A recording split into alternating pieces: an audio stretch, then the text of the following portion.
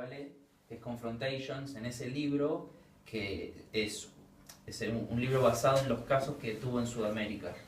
Él hizo un viaje en el 80, antes del 80, es un periodo del 75 al 80 más o menos, y entre varios casos de Brasil y de Argentina. Y bueno, en uno de los capítulos habla de Juan.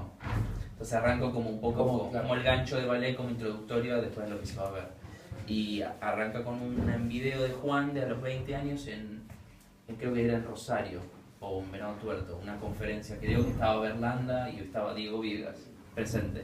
Y ahí, ese video me lo mostró Berlanda, que lo tiene él. Y ahí lo ves al flaco como diciendo, bueno, estaba sentado como, yo fui a buscar la tropilla de caballos y lo que vi, y es así, como se pone a llorar. Ah, eso es una conferencia. Sí, una conferencia. Un congreso. Sí, el congreso. No sé si fue en Rosario, en San Lorenzo. Estaba ahí Bertolini, Raúl Bertolini. Sí, lo vi el video. ¿Lo viste? Bueno, y ese me impactó. Vi ese video y dije, che, ¿qué le pasó a este pibe? Fue el primer pensamiento. Como que vi el trauma y ahí eso me cautivó. Dije, acá hay algo o sea, algo le pasó. Nadie va a estar actuando. Pero algo le pasó. Sí, que algo no sé qué. Que no procesa todavía. Claro. Le quedó ahí. No, le quedó ahí. O le cuesta procesar. Claro. Lo que no me importa en la peli es que es imposible primero demostrar que eso es real. Es real para el testigo. Para él es real. O sea, el trauma es lo único que tenemos como evidencia, prueba, como evidencia de que algo. hubo algo. Y su relato. Y otra cosa que genera una lógica interesante es que el relato es exactamente lo mismo a los 12, a los 20, a los 40 y pico, que es cuando lo encuentra de nuevo Berlanda, y ahora a los 50. Se repite exactamente igual, le genera las mismas emociones en los mismos momentos, se emociona. Entonces ahí yo he escuchado, cuando me metí un poco más en esto, vi otros casos y te das cuenta cuando... ¿Viste? Empiezan como a guitarrear porque hay... Cambian.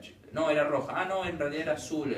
Como que van emparchándola a medida. ¿Qué te resiste cualquier archivo? Sí, porque te lo cuenta desde otro lugar, no es un proceso mental, es como...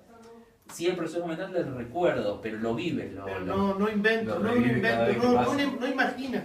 No sino que recuerda, no imagina, sino que recuerda. Sí, por lo menos eso es lo que sentí, por eso lo adopté tanto al caso en ese sentido y lo quise trabajar con el mayor de los respetos, y por eso fue que me animé a escribir la ballet, pero como diciendo... Dijo que sigue, ningún problema. Mira, yo le mandé la carta contándole lo que yo sentía, como que tenía ganas de contarle lo que estábamos haciendo, y como dije, bueno, o sea, ¿quién es la voz quizás más autorizada de por lo menos lo que es el fenómeno? Bueno, ballet. Y le pedí tipo 5 minutos, si quisiera, yo le mandé toda la carpeta, ¿viste? Unas fotos de él también, que iría a San Francisco a tomarle una entrevista, pero sí, ¿viste? 5 minutos, te robo 2 preguntas y me voy. Y pasó un mes, yo nunca pensé que me iba a contestar, el chabón me contestó una carta enorme, diciendo que quedó muy conmovido por la carta, y sobre todo por saber que Juan... todavía se seguía preguntando y no estaba bien, tipo, ¿por qué a mí? ¿Por qué a mí? ¿Por qué a mí? Que esa era la pregunta que más le rondaba en la cabeza. Y entonces dijo, mira, no quiero, por supuesto que me puedes hacer una entrevista, pero no quiero, tengo una idea, pero no quiero molestar, pero yo podría viajar a la Argentina a estar con ustedes si quieren. Los pelos de punta ahí. Y ahí, claro, bailé una semana así, más o menos. Sí, no soy tan ansioso de contestarle. Claro. No, y sí, le contesté, vamos para adelante, charlé, claro. Y ya te saqué el pasaje, le dije. Más o menos, sí. No, el pasaje para tal día. No, y fue una historia que narra la vivencia de ballet. ¿Sí en el caso? No, el ballet entra en el tercer acto, entra al final de la película. No, es interesante lo que sucede porque primero hay una convivencia con Juan. Una etapa que tuvimos una convivencia con él de estas 3 semanas. Ahí le sacamos mucho jugo, ahí está como el corazón, porque primero se lo muestra a Juan como en rutina, trabajando, y de a poquito vamos entrando como en el misterio de lo que le pasó. El tema, él tiene una particularidad que sueña. No sueña como nosotros, sino que sueño cosas reales que pasan. ¿Y qué fue lo que descubrió Diego Viegas, que es el antropólogo? La conexión guaraní. Porque él tiene ancestros guaraníes de como altos chamanes de la parte materna. Y eso quedó trunco porque su vida como mestizo solamente tuvo la parte criolla, de gaucho, la vida en el campo, pero no la parte cultural guaraní. Entonces dijo, acá hay una pieza. Y yo me quedé con esa idea y dije, bueno, ¿por qué no me voy a Paraguay a preguntar a chamanes guaraníes? ¿Qué onda los ovnis? ¿Cuál es su mirada de todo esto? Les traje el caso, como decir, bueno, tengo este caso, ¿qué piensan ustedes de esto? Yo me fui con esa idea, entonces tengo una amiga paraguaya que es productora, le dije, Leti, organizame como un scouting de ancianos guaraníes, a ver si puedo encontrar alguno que me pueda contestar una pregunta. Fue idea de scouting. Y le dije, vamos de lo más difícil, de los más cerrados a los más abiertos. Llegamos a la primera comunidad, la más cerrada de todas, que no, o sea, el hombre blanco, Sí. y son muy reacios, con toda la razón del mundo, y viven como muy marginados, cada vez más desplazados, obviamente está todo deforestado. Y nos recibe Plutarco a la noche, y lo primero que nos dice, claro, yo bajé, viste, como despacito, bueno, ¿qué tal? No me acuerdo qué tipo se llama Plutarco. Plutarco. Es Caray, Paraguay, Plutarco. es Paraguay. O sea, su nombre blanco sería Plutarco, pero él tiene otro nombre guaraní. Disculpame que saqué del... No. Me lo imaginé en un viejo griego. Y el tipo lo que dice es, en guaraní, que después me enteré por la cara que ponía el equipo, es, yo ya lo soñé, ustedes ya sé por qué están acá. ¡Ay, papá! Claro, Otra ahí- vez los pelos de punta. Y dije, ¿qué dijo? No, ya no soñó, dice que ya no soñó. Que nos acerquemos ahí porque nos va a dar la respuesta. Y dice, les voy a contar las cosas, los misterios que ningún hombre blanco escuchó. Y el tipo ahí abrió la biblioteca más o menos y empezó a decir desde su cosmovisión qué eran las luces. Y lo que empecé fue a No le entender que es lo preguntaron mismo que nada. dice Vale del ¿De tema otro de... lugar? Desde el lugar, dije, acá es una cosa, y dije, no puede ser. Que ellos hablan de que las luces sí son reales, pero también no son reales. Son holográficas. O sea, no en el término claro, pero son del engaño, dice. Y está en uno, dice, lo primero que no hay que tener miedo y enfrentarse a esas luces. Ujú. Y ahí se aparece lo real, dice. Pero lo que se ve no es real. Esto está hablando de un holograma, de una proyección, una cosa medio cuántica, una mirada muy cuántica en ese sentido. Entonces yo dije, bueno, se va a llamar humano el llamado guaraní, porque es como la vuelta de Juan también a eso. Entonces yo le grabé un mensaje de los chamanes guaraníes, porque hubieron dos, y cuando se lo mostré a Juan se emocionó un montón. Ahí fue el quiebre de él, porque vio que gente como él le sucede lo mismo. ¿Por qué? Esto para cerrar. El chamanismo guaraní es un chamanismo de sueños. Los sueños anticipatorios son los mismos que se le activaron a Juan. Y él no entendía por qué le pasaba. Él decía, yo sueño con un accidente y pasa y no sé cómo advertirlo porque me tratan de loco. Y cada vez se fue refugiando más y más porque, claro, la gauchada, estaría acá loco, ¿viste? No me va a pasar nada. Y ¡pum! Muerte. Dice, yo no lo puedo evitar, porque es un tipo muy bueno. Es como, no quiero que... Termina siendo mufa. Para Claro, exactamente. Entonces se fue aislando y dijo, bueno, corta la bocha, pero le seguía pasando. Entonces vio que el anciano le dice, no tengas miedo. No tengas miedo. Y eso él dijo, hay otros como yo. Está lleno. Claro, y como nunca tuvo un contacto guaraní. Sabe hablar guaraní, sabe el idioma, aparte se lo hablaban en su idioma, entonces fue como un... Dije, y aparte es igual a mi abuelo, decía. Y encima. Alan, vos estuviste ahí cuando le hicieron la regresión con Berlanga. También, sí.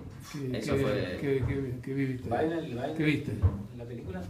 Ese es como el corazón de la película, es ese. Ah, Porque ahí en ese momento es como que se despliega el caso y lo vamos a ir contando de forma episódica, con recreación, vamos a recrear Claro. el caso. O sea, con actores, con visual. Está mucho más lindo. Claro. Sí, va a ser muy visual, va a ser muy... No, va a tener una Sí, riqueza va a ver. visual. Yo creo que sí, va a Otro tener... día. Sí, y Juan se enganchó enseguida en hacerla. Sí, así como, Juan, vamos. Como ballet, como todo fue así en esta peli, está fluyendo... Como te dieron el, Como tenía que como ser. te dieron, Sí, como te como- dieron la película. Sí, fue muy Qué así. bueno. Sí. ¿Qué vos decís? Aparte el encuentro que tuve con Berlanda ya arrancó raro. Yo escribí un guión hace varios años atrás. No lo escribí, empecé a escribirlo sobre una historia de abducción. ¿Qué estoy escribiendo esto? No es un tema que me interese. Claro, eso te quedó la pregunta, ¿nunca te interesó? No, dije, ¿por qué? Bueno, y me compré un libro que eran Los extraños casos de abducciones en Argentina. Lo empiezo a leer y digo, qué tema denso, ¿viste? De rapto, que no me lo quería fumar, ¿viste? Era como... Y lo dejé. Pasó un año, me estoy yendo a Rosario a presentar mi otra película y veo en la biblioteca y digo, bueno, ¿qué libro me llevo? Bueno, llevo este que siempre me costó leerlo, Los extraños. Y estoy en la presentación de la película, termina, charlo con el público, así, bla, bla, bla, bla, y se acerca un tipo con ojos así grandes, y dice, hola, mira, mi nombre es Diego Viegas, me gustaría hacerte una entrevista, soy secretario de Mesa Verde. Mesa Verde, ¿por qué me suena? Saco de la mochila el libro, digo, Mesa Verde. Y el tipo hace así, ¿cómo tenés ese libro? Claro, porque Néstor Berlande es el presidente de Mesa Verde. No puede ser. Entonces al otro día nos juntamos con Néstor y comimos una pizza y me contaron del caso de Juan. Y ahí el resto es historia. ¿Vos tuviste, puede ser que haya leído por ahí que tuviste una experiencia así con el tema de la Pachamama, esa... Bueno, en la primera película, claro, en la película hay una entrevista más que chamánico. Exactamente. Claro, fue un viaje más. Que habías tenido una... con los chamanes ahí de Perú. De Perú. Sí, con los queros. Que tampoco fue algo que lo fui a buscar. ¿Qué se te dio? Solo. Sí. Yo estaba investigando en el lago Titicaca una ciudad que hay debajo del lago Titicaca. Que con esa... A mí siempre me interesa, más que las estrellas, siempre fue lo debajo de la tierra. Pero siempre cuando empiezo por acá, se me va para otro lado. Entonces, no sé por qué, pero cuando arranqué con eso, entonces voy al Titicaca a investigar todo eso y ahí me termino contando con Nicolás, que es el chamán, claro. Y empezó como el otro viaje, dije, bueno, vamos a fluir. Que también por lo que contabas ahí fue medio así, de un rato para el otro. Sí. Muchísimo más que este. Acá vamos todo mucho más preparado con un guión. Igual se está acomodando todo el tiempo todo. ¿Qué sentís cuando pasan esas cosas? Es como muy... No, ya lo que sentí es el Truman Show. ¿No se vieron dónde está la cámara? Es como un poco esa sensación de... ¿Quién es el director? Que vos sos el actor. Claro, sí, se siente esa... ¿Quién dirige el director? Sí. Que a mí también, además de Vale, el que habla, que me interesó mucho, que no lo leí hace poco, el libro de Jung, que habla de los misterios que pasan en el cielo o algo así, que toma el tema UFO desde una mirada psicológica. Y es interesante porque él habla así como un juego dialéctico de como que el tema es real porque hay millones de casos y es como muy difícil, o sea, desde el dato, que es lo que dice Vale, no te puede asegurar una teoría, pero dice, yo soy un experto recolectador de datos, dato, sea verdad, sea mentira, ustedes y se lo nota así. Entonces desde el dato es muy difícil refutar que eso no es verdad. Y él arrancó con esto cuando él estaba en el Observatorio de París y vio que el director de astronomía desechaba todos los casos, los tiraba a la basura y decía, esto no es ciencia, o sea, no podés desechar casos. Entonces eso le generó ruido. No tenía una hipótesis, pero ya eso le pareció raro. Que Claro, no queremos desecharlo. No, porque, pero ¿qué va a decir el del observatorio de al lado? Y la mesera de la cobla. tenemos Está filmado. Acá vos no entendés el chiste de Santa Fe, hay uno así. Ah, sí. El observatorio de al lado Es eso. Es así. Claro. Sí. Es peor. Es peor porque el que fundó el observatorio, que era el suegro de él, Te contaba cómo era un poco mi relación a veces con el mundo de la ciencia, con estos temas, que es muy difícil a veces cómo lo abordás. Porque yo una de las preguntas que le hice es si cree que Hollywood le hizo un poco mal a la ufología en general por cómo se la banalizó. La respuesta es muy buena porque él decía, no, pero Hollywood no es que tiene una ideología, sino que es business, ¿viste? Buscan plata y lo que sea. Pero lo interesante que dijo que es, así como es muy fácil que se descarte el tema, va a ser muy fácil que se lo incluya. Y me trajo el caso ahora muy reciente, hace 2 semanas, de Elon Musk, el de SpaceX. Sí, que dijo que era posible que Sí. algún objeto extraño hubiera destruido el Falcon 9. Ah, lo vi en Como internet. dijo Elon Musk, Pero digamos, ¿qué- alguien que qué- vos decís que... Falcon 9, que hubiera destruido El el Falcon 9 supuestamente le destruyeron el Claro. Pero cohete. en una entrevista, no sé. En una entrevista. Y estaba pidiendo fotos también a la gente porque... Hay un video que él salió hablando de eso, Sí. porque llamó la atención en YouTube, está. Por eso. Es como... Primero parecía una tontería y dije, no, ¿cómo? Él lo está diciendo. Y él dice, A mí me hay parece una un título filmación. sensacionalista. Claro, porque Entras, lo lees y es... Y Claro, es porque eso, vos es decís un ejemplo es eso, eso. o que diga, no, el transbordador, el Challenger fue destruido por un ovni. Y después se comprobó que no era eso. Claro. Pero que que salga este tipo, y ahora que uno está diciendo eso, yo lo estuve leyendo también. Claro, genera como wow. Sí, Sí, Ha hecho otras declaraciones también muy al límite de la ciencia, ¿viste? claro. También sí, no es la primera. En estos temas que vos estás tocando en tu primera película, en esta segunda, ¿no te pasó como a Juan de preguntarte por qué a mí? En mi caso sí, todo el tiempo. Y yo lo que siento es como que además de la camarita es como cualquiera que investiga o empieza a buscar algo, como una puerta que se abre, y después es otra, y después otra, y después otra. Y ya antes me pasaba que necesitaba la respuesta, como te generaba esa ansiedad. Y ahora es como empezar a disfrutar eso de decir, bueno, porque mirá hacia dónde, cuando estás con un objetivo preciso, te empieza a pasar esto de que venga a valer, Claro, ¿entendés? bueno. O a veces gente dice, no le voy a no le voy a escribir una carta, porque ¿quién soy? Y cuando hay gente así de humilde, porque lo vieron, es como, está ahí tranquilo, en su lugar. Hasta tímido, ¿no? Es de tímido. Sí, sí, tal cual. Es muy, muy tímido. Y no es que hasta así, Ajá, hasta sí, así, sí, tal cual, sí, es sí. tímido, sí. Es como... Y se fue muy contento, eso se lo vio como... No, nosotros, yo te digo la verdad, y no es que estamos exagerando, y creo que hablo por todo. Acá la verdad estamos, todavía no lo podemos creer, no lo podemos digerir que un tipo, porque para nosotros que nos interesa el tema, más allá de la opinión personal, claro, sí, pero sí, todos sí. compartimos acá que nos interesa el tema, que venga una personalidad como, o sea, es como que, a ver, es como que seamos futbolistas de una liga local, acá y venga Messi, ¿no es cierto? La O verdad, somos fuera. basquetbolistas y venga Michael Jordan. ¿qué sé No, y yo, tuvo viste? un tipo con mucha historia, fue el primero que hizo el mapeo de Marte, como... A nivel informático es muy grosso. Aparte, ese verlo desde el punto de vista de las ciencias sociales también, ¿no? Claro. Que yo, lo que tenemos una formación más humanista, digamos, que yo veo esa preocupación por la historia, por la antropología, que generalmente el escéptico te habla en términos de la astronomía, que yo, después también muchos creyentes que te hablan, no son naves con la fuerza de la gravedad, qué sé yo. Yo me desvié, me fui por intereses. Le gustaba esto de ir en búsqueda de en contacto con las personas, recabar, no para de escribir, tipo todavía no para de escribir. Sí. Se escribe, el tipo escribe, no toma notas, por eso se lo nota como un tipo que recolecta datos.